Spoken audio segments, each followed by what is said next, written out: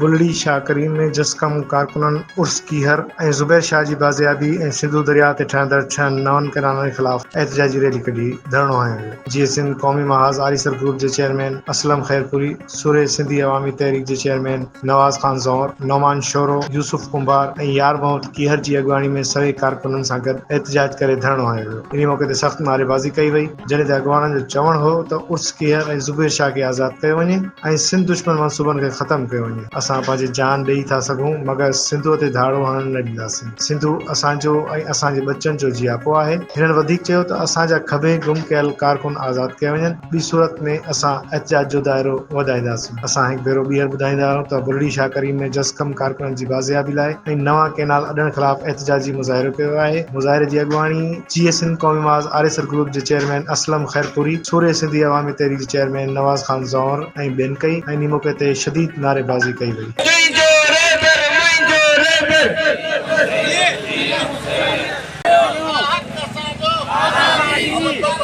hello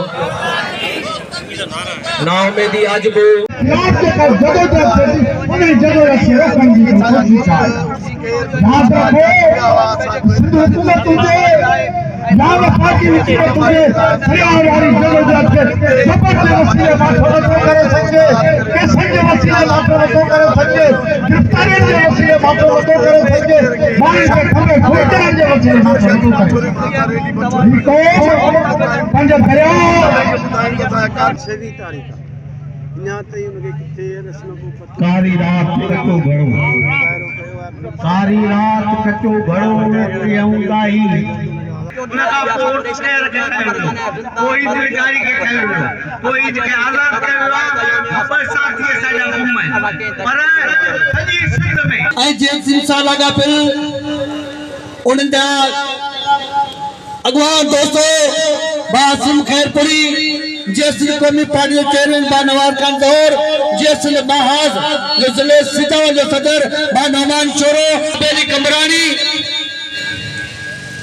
सभिनी खे मुझे ऐं जे असां मज़लूम सिंधी जी हक़ पर चुनो दोस्तों